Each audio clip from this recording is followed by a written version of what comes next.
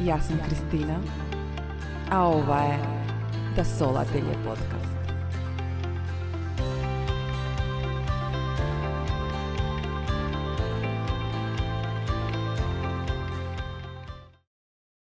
Здраво и добре дојавте на мојот подкаст после долго време пауза. Се враќам со многу интересна тема, која сама во себе содржи многу техники, која ќе ви помогнат да чувствувате една слобода од внатре, односно да го најдете својот внатрешен баланс. Ова епизода, како што може би видовте во насловот, представува 5 техники за ментална отпорност. Па што е ментална отпорност? Зошто е таа важна?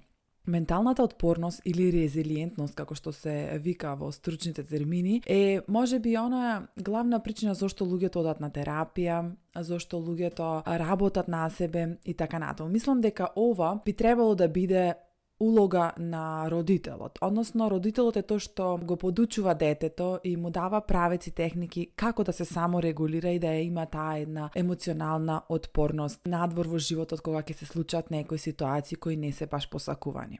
На нашите простори луѓето имаат многу мало ниво на емоционална писменост, но тоа се променува и тоа се почесто оди во други размери, односно луѓето се едуцираат, слушаат подкасти и така натаму, што ми се допаѓа, но се уште сметам дека луѓето треба да и се посветат поинтензивно на оваа тема, затоа што самата емоционална писменост е предуслов за емоционална отпорност. Па сега ќе ти поставам едно прашање кое може би тебе лично ќе ти даде одговор како стоиш на оваа тема, а тоа е: што ти паѓа тешко или како се снаоѓаш во ситуации кога имаш стрес? Како го поднесуваш стресот? Ова е одговор на ова прашање ќе ти даде многу конкретен одговор за самата себе или самиот себе, до каде си, како стоиш, колку ги имаш развиено овај мускул на емоционална отпорност. Па да започнеме со првата стратегија. Првата стратегија за емоционална отпорност која ќе ни помогне во овај процес е прифаќање. И сега ова звучи можеби како флоскула, но тоа не значи она само прифаќање умствено, интелектуално и тоа е тоа. Не, овде зборувам за она телесно, емоционално прифаќање на реалноста или ситуацијата во која се наоѓаме. Тоа воопшто не е едноставно, затоа луѓето доаѓаат кај мене на терапија да се прифатат себе си, да го прифатат минатото, да ги прифатат некои травматични настани и тоа едноставно е процес. Но прво нешто што можам да ви го дадам, како реченица која можеби ќе ви даде слобода е: прифаќам дека не можам да го прифатам нештото. Значи, прифаќам дека не можам да прифатам.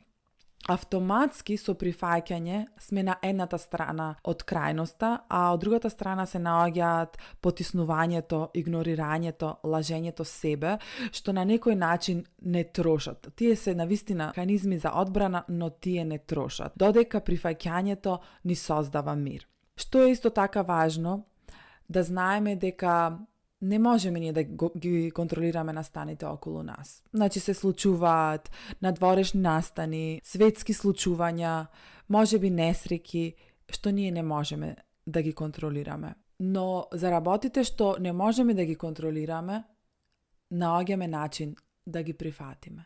Така е, како е и што правам со ова. Многу луѓе, наместо да ја прифатат ситуацијата, одат во вина, во преиспитување како може да биде поинаку и така натаму. Значи, првиот чекор е прифаќање.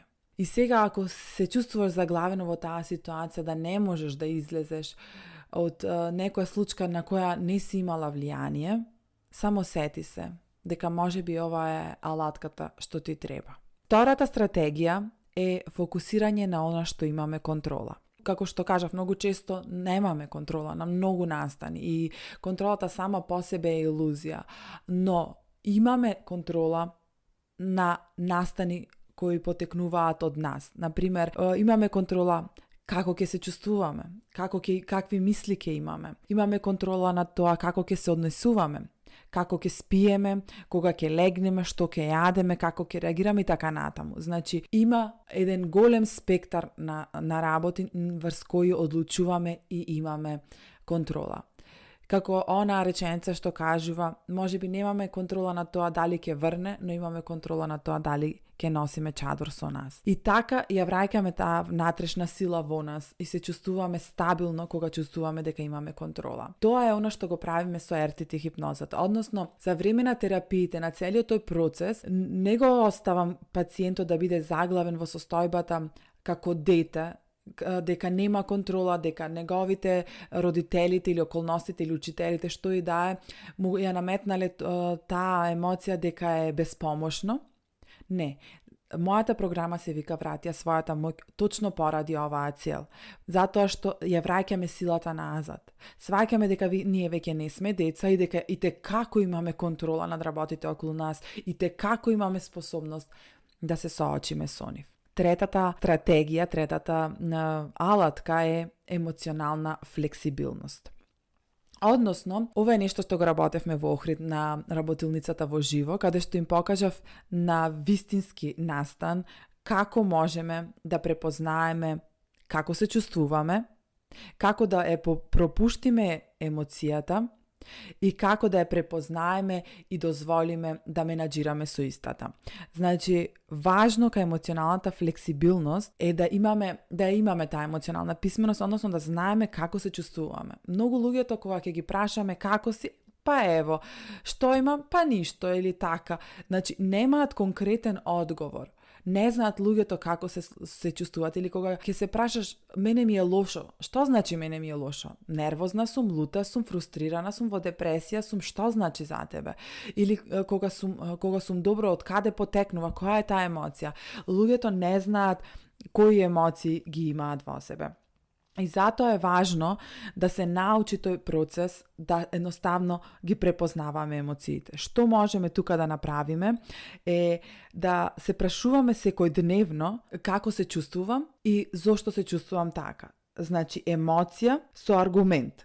И тоа е како мускул. И секојдневно кога ќе се прашуваме, кога ќе се преиспитуваме, ние автоматски доаѓаме до одговорот и се препознаваме. Тоа е исто една способност што се развива кај моите клиенти кога ќе почнат да работат со хипнозата, затоа што кога ќе влезат во хипноза, тие повеќе го препознаваат внатрешниот свет, знаат што им се случува внатре и можат на секоја сензација и емоција да ја дадат име. Поголема конекција имаат сами со себе и знаат од каде доаѓа некоја емоција, зошто се чувствуваат, како се чувствуваат и како тоа можат, тој интензитет на емоција да го променат. Значи, емоционалната флексибилност и како е важна доколку сакаме да изградиме таа ментална отпорност. Четвртата стратегија се дневни ритуали за стабилност. Како што кажав многу пати наназад, во мојата работа, самото започнување ние автоматски воведуваме ритуали. Започнуваме со тие 6 недели или 2 месеци, потоа клиентите продолжуваат во свое темпо. Таа дневна рутина од 5 до 10 минути ни дава стабилност.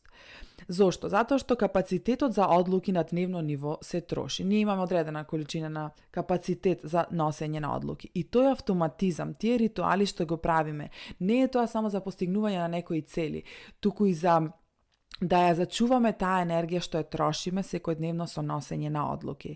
И 5 минути посветување време на себе, 5 до 10 минути, дали е тоа пишување дневник, дали е тоа благодарности, дали е тоа дишење, дали е тоа медитација, дали е читање книга, дали е слушање музика, дали е танцување, без разлика.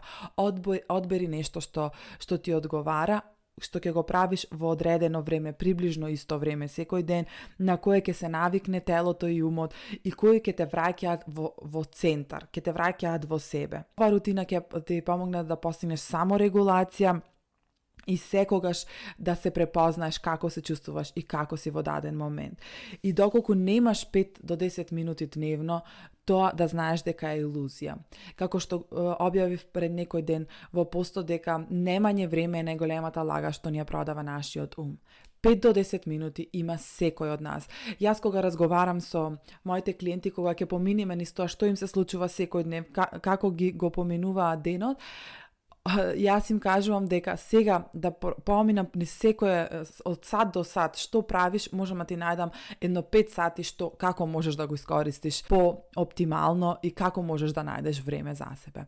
Само поентата во тоа дали ни станува тоа приоритет или дали ни е доволно болно или дали ни е доволно важно и ја знаеме важноста на тоа што значи да имаш време за себе. И затоа го снимам овој подкаст, да сватите колку е важно да се посветите на себе, колку е важно да се ставите себе во центар, како би можеле да имаме ментална отпорност и како би можеле да функционираме подобро и во нашето тело и да се чувствуваме подобро и генерално да имаме подобри односи. И кога сме кај односите, тоа е петтата стратегија која е многу важна за да имаме ментална отпорност, а тоа е окружувањето. Односно, луѓето кои се околу нас. Колку имаме ние поддршка, колку се чувствуваме дека припаѓаме, колку сме сакани, колку се чувствуваме дека сме сакани и поддржани. Тоа може да биде само една личност која го говори нашиот јазик. Тоа може да биде само една личност со која можеме да бидеме ранливи, да споделуваме, да се мотивираме, да растеме заедно. И кога зборуваме за контрола, е тоа полето каде што ние имаме контрола. Тука имаме контрола дали ние заминуваме од некои разговори, заминуваме од некои односи и влегуваме во други кои нас ни служат. Тоа не значи дека треба да ги отсечиме сите останати и дека треба само да се дружиме или да бидеме во присуство на тие што ни одговараат, напротив, и нив треба да ги користиме за нас личен раст, но кога растеме, кога работиме на нас, потребно е да имаме здрава околина, потребно да имаме личности кои не само секојдневни критики или саботажи ќе праќаат према нас, него ќе не прифатат какви што сме и ќе ни помагаат да растеме заедно со нив. Па ова се тие 5 стратегии, значи ќе повторам, првата стратегија е прифаќање на реалноста, втората стратегија е фокусирање на тоа што имаме контрола, третата стратегија е емоционалната флексибилност, четвртата стратегија се дневните рутини и петтата стратегија е окружувањето. Емоционалната отпорност или менталната отпорност не е нешто со што се раѓаме. Ова е вештина која градиме. Одлука по одлука, мисла по мисла.